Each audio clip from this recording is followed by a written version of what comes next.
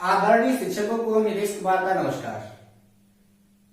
मैं नीतीश कुमार आपके अपने YouTube चैनल एजुकेशनल ट्रिप पर आप लोगों का स्वागत करता हूं। शिक्षकों, आज हम लोग बात करने वाले हैं एनसीएफ सन 2005 की थीम नंबर 2, 3, 4, 5 और 6 के बारे में। पिछली वीडियो में हमने एनसीएफ को एक्सप्लेन करने के लिए पहली थीम यानी कि परिवार एवं मित्र संबंध को हमने एक्सप्लेन किया हुआ था कि उसके अंतर्गत क्या क्या है और किस किस प्रकार की कहानियां उसमें हम लोगों को पढ़नी होती हैं।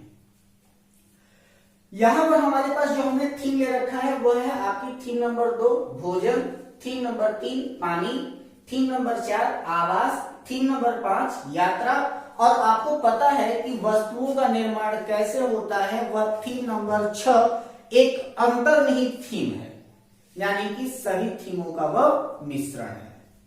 ठीक, तो चलिए आपके एक एक करके एक एक चीजों के बारे में हम लोग बात करते हैं।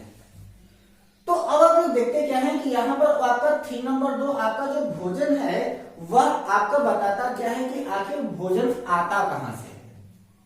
अब जो भोजन कहां से आता है इस चीज के बारे में बात करें तो सबसे पहले जो कहानी प्रयोग की गई उसका नाम है बसवा का खेत।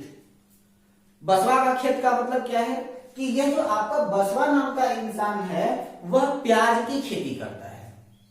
प्याज को उगाने का सबसे उपयुक्त महीना एनसीईआरटी के अकॉर्डिंग जुलाई महीना होता है। जो बसवा होता है वह प्याज की खेती करने के लिए, खेतों की गुड़ाई करने के लिए जिसका प्रयोग करता है उसको हम लोग कहते हैं कुरीगे। कुरीगे का मतलब होता है हल, या फिर उसी को हम लोग कुदाल भी कहते हैं। और जब फसल पक जाती है यानी कि जब फसल हो जाती है तो उस फसल को काटने के लिए वह जिसका उपयोग करता है उसको हम लोग कहते हैं इलिगो। इलिगो का मतलब होता है हसुआ। यह जो आपका भोजन है इस भोजन की कहानी में सबसे पहली बात तो यह बताई गई कि कोई भी किसान कितनी मेहनत से भोजन को उत्पन्न करता है, यानी कि अनाज का उत्पादन करता है। अनाज को उत्पादित करने के लिए वह किसान करता है क्या है कि सबसे पहले खेतों की जुताई करता है, गुड़ाई करता है। इसके पश्चात वह उसमें बीज डालता है, बीजों का अंकुरण होता है। बीजों के अंकुरण होने के पश्चात वह उसमें खाद वगैरह का प्रयोग करता है। इसके बाद जब पौधे बड़े हो जाते हैं उसमें फल लगते हैं तो वह पूरे फसल की कटाई करता है। इसके बाद फिर जिस फसल को थ्रेशरिंग के द्वारा अलग किया जा सकता है उनकी थ्रेशरिंग की जाती है, और जिनकी थ्रेशरिंग नहीं की जा सकती उनके लिए हम लोग क्या करते हैं कि ओसान विधि से उनके अनाज से भूसों को हम लोग अलग कर लेते हैं। इन सारी प्रक्रियाओं के पश्चात जो होता है वो हमारे लिए अनाज तैयार होता है, जिस अनाज का उपयोग हम लोग भोजन के रूप में करते हैं। आप लोगों से भी यही उम्मीद है या फिर आप लोगों से यही हम निवेदन करते हैं कि आप लोग भी भोजन को बर्बाद या फिर नष्ट न किया करें, क्योंकि एक किसान कितनी ज्यादा मेहनत करके वह भोजन को उत्पन्न करता है शायद इस बात का अनुमान शहर में बैठे हुए लोग नहीं लगा सकते हैं। वह दिन रात कितनी कड़ी मेहनत के साथ, चाहे वो कितनी भी ज्यादा ठंडी पड़ रही हो, कितनी भी ज्यादा गर्मी पड़ रही हो, कितनी भी ज्यादा तेज बरसात हो, वह अपने खेतों की रक्षा करता है। और जब सीमा पर सैनिक और खेतों में किसान होते हैं तब हम अपने देश में सुरक्षित होते हैं। इसीलिए अटल बिहारी वाजपेयी और लाल बहादुर शास्त्री जैसे प्रधानमंत्रियों ने जय जवान, जय किसान, जय विज्ञान का नारा दिया हुआ है। यह बात आज इसलिए करनी पड़ रही है क्योंकि हमारे यहाँ एक समय ऐसा था कि जिस समय में भोजन के लिए लड़ाई हुआ करती थी, और वह ऐसी लड़ाई जिस लड़ाई को देख करके हमारे मन के अंदर प्रेम उत्पन्न होता था। जैसे अगर मान लिया कि आपके घर में अगर आप पुराने समय की बात ले ले, अपने दादाजी लोगों से इसके बारे में पूछें, पिताजी लोगों से इसके बारे में पूछें, तो उस समय होता क्या था कि लोग जमीन पर बैठ करके भोजन करते थे। और जब गांव में किसी की शादियां हुआ करती थी तो उस समय में किसी लड़की की शादी के लिए गांव के लड़कों को पहले से ही तैयार कर दिया जाता था कि अरे भाई बेटा, इस बार हमारे परिवार की इज्जत तुम्हारे हाथ में है, तुम्हारी बहन है, पूरे बारातियों को तुम्ही लोगों को संभालना है। और वो लड़के बड़े प्रेम से उन सारे जिम्मेदारियों को संभालने के लिए तैयार हो जाते थे। और उन जिम्मेदारियों को वह संभालते थे। तो जब पंगत में लोग बैठते थे भोजन करने के लिए, तो उस समय में जब बगल वाला बैठा हुआ होता था कि अरे यार एक पूरी और ले लो, एक पूरी और ले लो, वो प्रेम में उनके बीच में वाद विवाद होते थे। उनको देख करके मन प्रसन्नचित भी होता था और उस समय वेस्टेज ऑफ फूड जो होता था वो बहुत ही ज्यादा कम होता था। थोड़ा सा जमाना बदला, मॉडर्निटी आई और लोग कुर्सी और टेबल पर बैठ करके खाना शुरू कर दिए। और कुर्सी पर और टेबल पर बैठ करके खाते समय लोग अपने थाली में थोड़ा सा एक्स्ट्रा फूड लेने लगे और थोड़ा सा एक्स्ट्रा फूड लेने की वजह से जो वेस्टेज ऑफ फूड परसेंटेज पहले आपका 5% था वह इंक्रीज होकर के डायरेक्ट पहुंचा कितना, नियर अबाउट 10% के करीब। और इसके बाद एक नया ट्रेंड चल पड़ा जिसको हम लोग कहते हैं कुकुर भोज। हाँ भाई, आप लोग इसको समझ रहे हो, बफर सिस्टम। अब उस बफर सिस्टम में होता क्या है कि वहां पर जब लोग भोजन लेने के लिए जाते हैं तो एक दूसरे के पीछे लाइन में इस प्रकार से जाते हैं कि वहां पर वो अपने हाथ में पकड़े हुए प्लेट को लेकर के इतना ज्यादा मात्रा में भोजन ले लेते हैं, इतनी ज्यादा मात्रा में भोजन लेते हैं कि उसका पूरी तरीके से भोजन को खा पाना उनके लिए संभव नहीं होता है। तो उसी प्लेट में उन्होंने चावल लिया, उसी के ऊपर दाल लिया, बगल में कचौड़ी रखा, उसके बगल में दोनों सब्जियों को रखा, फिर उसी में वो आपका रायता रखते हैं, उसी रायता के ऊपर गुलाब जामुन रख देते हैं। अब वो आपका जो ना तो वो रायता रह जाता है ना तो गुलाब जामुन रह जाता है, दोनों आपस में मिक्सअप होकर के दही बड़ा बन जाता है। और ह्यूमन की एक सबसे बड़ी क्वालिटी यह है कि जब उसके पास फूड का स्टोरेज ज्यादा हो, यानी कि जब भोजन करने के लिए ज्यादा हो, तो उस समय मनुष्य ज्यादा भोजन ग्रहण नहीं कर सकता है। आप लोग ये बात अच्छी तरीके से जानते होंगे कि आपकी अपेक्षा आपके घर में जो महिलाएं हैं उनका भोजन जो होता है वो कम होता है। इसका कारण यह है कि उन्होंने भोजन का भंडार देखा होता है, और जब जो जितना ज्यादा भोजन देख लेता है तो बहुत ज्यादा मात्रा में भोजन को देखने से ही आदमी की भूख समाप्त हो जाती है। तो उस समय जब आपके पास भोजन ज्यादा दिखाई देगा तो भोजन के ज्यादा दिखाई देने की बात के कारण आदमी जो होता है वो उतना जितना भोजन वो थाली में लिया होता है वो सारा भोजन नहीं कर पाता।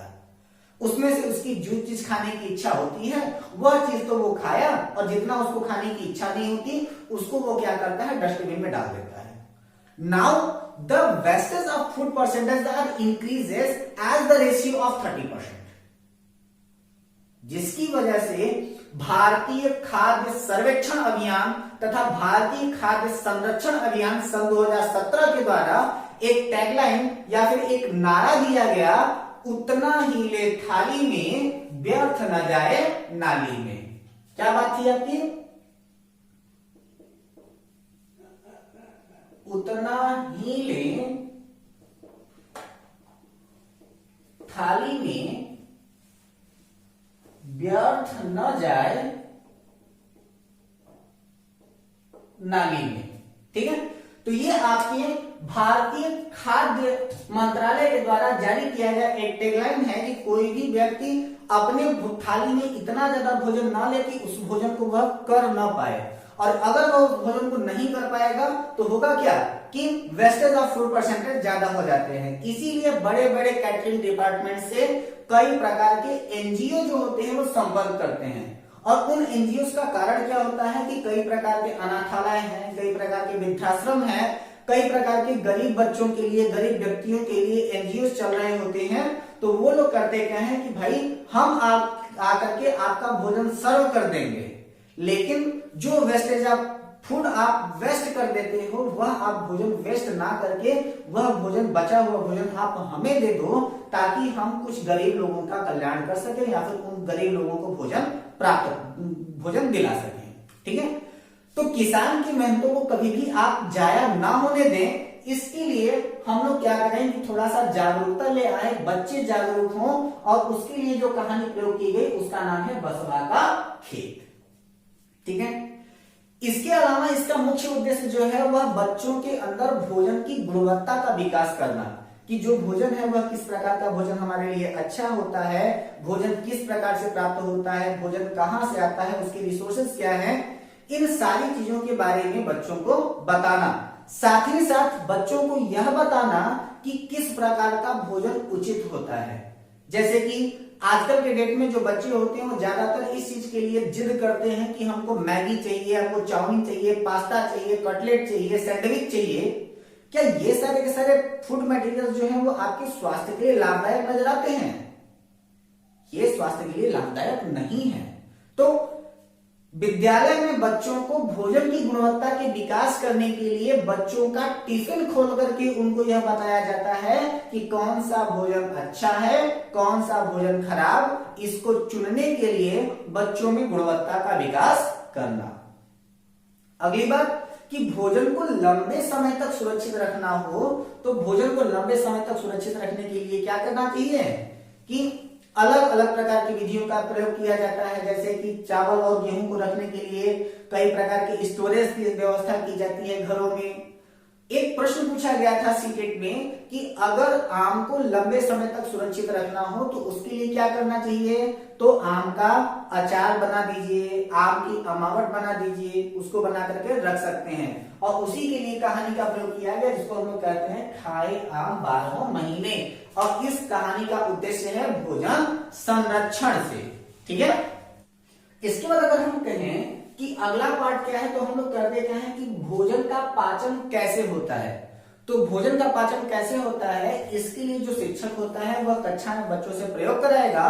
और ये जो आपकी थीम भोजन है, इस भोजन थीम की मुख्य कहानी भी आपकी क्या है, चखने से पचने तक ही है। ठीक, अगली बात करते हैं अगले थीम की। तो थीम 3 है आपका किससे संबंधित, पानी से संबंधित। तो जो पानी के विभिन्न प्रयोग हैं उन पानी के विभिन्न प्रयोगों से बच्चों को परिचित कराने के लिए जिस कहानी का प्रयोग किया गया उसका नाम है पानी के प्रयोग। ठीक है, इसके बाद अगली कहानी आती है वह है पहाड़ों से समुद्र तक।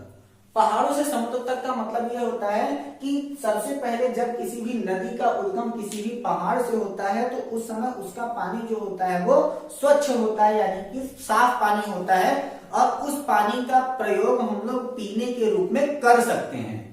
लेकिन जैसे ही वह पानी जो होता है वो मैदानी भाग में प्रवेश करता है तो मैदानी भाग में प्रवेश करने के बाद विभिन्न प्रकार के औद्योगिक अपशिष्ट उस पानी में नदियों के औद्योगिक अपशिष्ट हो जाते हैं, सीवर का पानी हो जाता है और विभिन्न प्रकार के प्रदूषक जो होते हैं वो नदियों में धीरे धीरे मिल जाते हैं, जिसके बाद नदियों के पानी का रंग बदल जाता है, नदियां प्रदूषित हो जाती हैं और अब उस पानी का प्रयोग हम लोग पीने के लिए नहीं कर सकते। तो यह जो आपकी कहानी पहाड़ों से समुद्र तक है, इसका उपयोग जो है वो आपके जल प्रदूषण के लिए किया गया है। इसके अलावा होता क्या है कि हमारे आसपास कहीं कहीं होता क्या है कि पानी की समस्या देखने को मिलती है। तो एक बार ऐसा हुआ कि एक परिवार था, उस परिवार में किसी भी मेहमान का आगमन हुआ और उस मेहमान के आगमन होने के बाद घर के लोगों ने कहा कि पानी पिएंगे, तो मेहमान ने कहा हाँ। तो परिवार के लोगों ने कहा कि पानी ना पिए तो ज्यादा अच्छा है।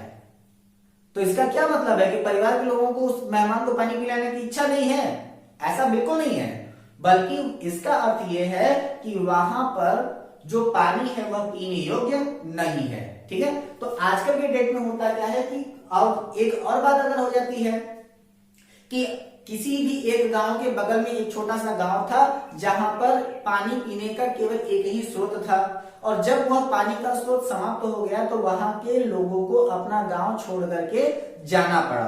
तो इसका तात्पर्य यह है कि यदि हमारे आसपास का जो क्षेत्र है वहां पर अगर पानी की समस्या हो जाए या फिर पानी समाप्त हो जाए तो हमें भी अपना घर छोड़ करके जाना पड़ जाएगा। इसीलिए जिस कहानी का प्रयोग किया गया उसे हम लोग कहते हैं पानी कहीं कम कहीं ज्यादा, और अगला है बूंद बूंद दरिया दरिया। ठीक है, इसके बाद है आपका थीम नंबर 4 और थीम नंबर 4 बताता है किसके बारे में, आपके आवास के बारे में। तो आवास, इसके पहले जो आपका हमने बात किया था तो वह आपके बदलते परिवार की कहानी था और यहां पर जो आपकी बात आ रही है वह बदलते घर की कहानी है। यानी कि अगर हमारे भारत के बारे में देखा जाए तो हमारा भारत विविधताओं का देश है। यानी कि हमारे भारत के पूर्व, पश्चिम, उत्तर, दक्षिण चारों तरफ विविधताएं ही विविधताएं व्याप्त हैं। और जैसे जैसे हम लोग बदलते चले जाते हैं, क्षेत्रों को बदलते हैं, वैसे ही रहने के लिए घरों का स्वरूप भी हमें बदलता हुआ दिखाई देता है। ठीक है, तो इसी विविधता के कारण जो होता है वो घर जो होते हैं वो एक समान नहीं होते। इसी चीज को डिफाइन करने के लिए जिस कहानी का प्रयोग किया गया उसी को हम लोग कहते हैं क्या, बदलते घर। इसके साथ ही साथ एक और महत्वपूर्ण बात हो जाती है कि जब कभी भी हमारे आसपास आपदाएं आती हैं तो उस आपदाओं के समय में गांव के लोग एक दूसरे की किस प्रकार से सहायता करते हैं, इसी बात से सीख करके बच्चे अपने अंदर सहयोग की भावना को आगे बढ़ाएं। यह आपके इस थीम नंबर 4 यानी कि आवास का उद्देश्य है। ठीक है, यानी कि बच्चों के अंदर सहयोग की भावना का व्याप्त हो तथा भारत, ये बच्चे जो होंगे वह आवास की विविधताओं को समझ सकें कि जैसे हमारे शहरों में जो आवास होते हैं वो सामान्यतः पक्के आवास होते हैं, कई मंजिले आवास होते हैं, और जो गांव के आवास होते हैं वो मिट्टी और खपड़ैल के बने होते हैं या फिर सामान्यतः एक तल या दो तल के मकान होते हैं। ठीक है, इसके बाद हम लोग बात करते हैं आपका थीम नंबर 5 यानी कि यात्रा के ऊपर। और इस यात्रा में सबसे पहले कहानी ली गई ओमाना की डायरी। और इस ओमाना की डायरी का मतलब है कि यह एक यात्रा वृत्तांत से संबंधित है, जिसमें ओमाना नाम की एक लड़की है जो अपनी यात्रा गुजरात से होकर के केरल के लिए जाने के लिए प्रारंभ करती है, जिससे वह गोवा से होते हुए वह केरल तक पहुंचती है। तो वहां पर वह अपनी यात्रा अपनी बलियम्मा और अम्मा के यहाँ जाने के लिए प्रारंभ करती है, जिसका अर्थ होता है माँ की माँ या फिर माँ की बड़ी बहन होती है, जिसमें वह अपने अलग जो अपने पास डायरी लेकर के जाती है वह अपने अलग अलग जगहों पर उन चीजों के बारे में नोट करती जाती है कि किस प्रकार से जाते समय मिट्टियों का स्वरूप बदलता है, भौगोलिकता बदलती है, वास स्थान बदलते हैं, पर्वत पठार या फिर मौसम का किस प्रकार से परिवर्तन होता है, वेशभूषा किस प्रकार से बदलती है, बोलचाल किस प्रकार से बदलता है, खान पान किस प्रकार से बदलता है, रहन सहन किस प्रकार से बदलता है, वनस्पतियां, मिट्टियां, जलवायु आदि किस प्रकार से बदलती हैं, वह उसका वर्णन उसने अपने यात्रा वृत्तांत में किया। जैसे कि अगर गुजरात में अगर आप यात्रा कर रहे हो तो गुजरात में वेंडर क्या करते हैं, सबसे ज्यादा ढोकला चटनी बेचने का काम करते हैं। वहीं अगर आप गुजरात को छोड़ करके अगर आप महाराष्ट्र में चले जाओ तो महाराष्ट्र के लोग क्या करते हैं कि बटाटा बड़ा या फिर बड़ा पाव, ओड़ा पाव बेचने का काम करते हैं। अगर आप गोवा में हैं तो गोवा का सबसे प्रसिद्ध भोजन क्या है, तो नारियल के तेल में बनी हुई मछली है। ठीक है, तो इस प्रकार से जैसे जैसे हम अपने स्वरूप को बदलते चले जाते हैं वैसे वैसे क्या होता है, हमारा क्षेत्र बदलता चला जाता है। रहन सहन, वेशभूषा, खान पान, जलवायु, वनस्पतियां, मिट्टियां, ये सारे के सारे बदलते चले जाते हैं। इसके बाद कभी कभी ऐसा भी होता है कि हमारे आसपास के जो लोग होते हैं वह अपने जीवन में इस प्रकार की यात्राओं को चुनते हैं जो कठिनाई से भरी होती है, जिसमें कहानी प्रयोग की गई है आपकी कमर सीधी रखो ऊपर चढ़ो, यानी कि कमर सीधी रखो। यह जो कहानी है वह किसके बारे में बताती है, तो बछेंद्री पाल के बारे में इस कहानी के बारे में बताया गया है कि किस प्रकार से बछेंद्री पाल जो है वो माउंट एवरेस्ट पर चढ़ने में सफल हुई।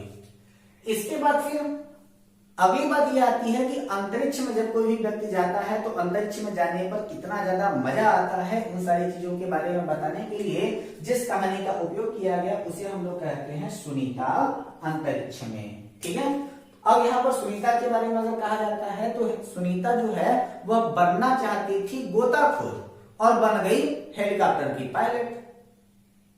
ठीक है, तो अब जब ये हेलीकॉप्टर के पायलट बनी फिर इसका नासा के द्वारा सिलेक्शन हुआ और यह सबसे ज्यादा दिनों तक अंतरिक्ष में रहने का इसने वर्ल्ड रिकॉर्ड बनाया। और उसके बाद फिर इसने कुछ अजीब सी चीजें अंतरिक्ष के बारे में बताई। जैसे इसने बताया कि वहां पर जितनी भी चीजें होती हैं वो सारी की सारी चीजें तैरती हुई होती हैं, गुरुत्वाकर्षण कार्य नहीं करता, इसलिए तैर करके एक स्थान से दूसरे स्थान तक जाना पड़ता है, किताबों को दीवारों से बांध करके रखना पड़ता है, बाल को बांधने की जरूरत नहीं पड़ती, बाल सदैव खड़े रहते हैं। यूरिन को फिल्टर करके पीना होता है। भारत के विपरीत दिशा में जो है वो आपके यानी कि भारत के उल्टा जो है वह आपका अर्जेंटीना है। और ऊपर से देखने पर सभी के सभी देश जो होते हैं वो एक ही तरह दिखाई देते हैं। यह सारी बातें सुनीता जब वहां से आई यानी सुनीता विलियम्स जब आई तो उसने इसके बारे में बताया। और यह जो सुनीता विलियम्स है वो भारतीय मूल की एक महिला थी।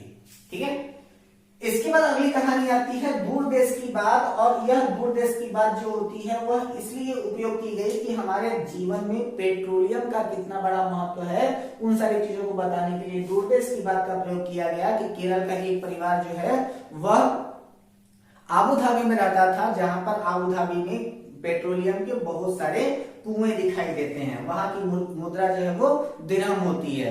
साथ ही साथ ये बताया जाता है कि हमारी यात्राओं में पेट्रोलियम का कितना ज्यादा महत्व है और अगर पेट्रोलियम समाप्त हो जाए तो क्या होगा। इन सारी चीजों के बारे में विस्तृत जानकारी देने के लिए जिस कहानी का प्रयोग किया गया उसका नाम था यात्रा। ठीक है, इसके बाद एक पांचवी थीम आती है, सॉरी छठवीं थीम आती है जो कि इन सभी थीमों का अंतर्निहित थीम है। और वह अंतर्निहित थीम क्या है? वस्तुओं का निर्माण कैसे होता है। ठीक है, यानी कि थीम 6 वस्तुओं का निर्माण कैसे होता है या फिर हम चीजों को कैसे बनाते हैं। ठीक है, यह क्या है? यह एक प्रकार की अंतर्निहित थीम है, यानी कि इसमें सभी थीमों को क्या किया गया है? सम्मिलित रूप से किया गया है, ताकि अगर उसमें से कोई भी ऐसी चीज अगर छूट रही हो तो उन सारी थीमों को हम इसमें सम्मिलित कर सकें। ठीक है, अगले वीडियो में हम लोग बात करेंगे कक्षा शिक्षण अधिगम के बारे में।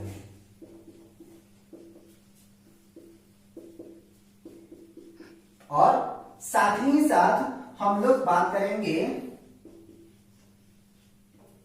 प्राथमिक स्तर पर पढ़ाने की विधियां। इन दो टॉपिकों के ऊपर हम लोग बात करेंगे। तो क्या हो जाएगा? कक्षा शिक्षण अधिगम और प्राथमिक स्तर पर पढ़ाने की विधियां। ठीक, तो आप लोग करेंगे क्या कि प्राथमिक स्तर पर पढ़ने की विधियां और कक्षा शिक्षण अधिगम को जानने के लिए हमारे अगले वीडियो में हमारा इंतजार करें। तब तक हंसते रहें, मुस्कुराते रहें, घर पे रहें, स्वस्थ रहें, प्रसन्न रहें। हमारे इस वीडियो को ज्यादा से ज्यादा लाइक करें, सब्सक्राइब करें। यदि आप हमारे चैनल पर नए हैं तो ज्यादा से ज्यादा लोगों को यह वीडियो शेयर करें तथा अपनी राय हमारे कमेंट बॉक्स में जरूर दें। तब तक के लिए धन्यवाद, नमस्कार।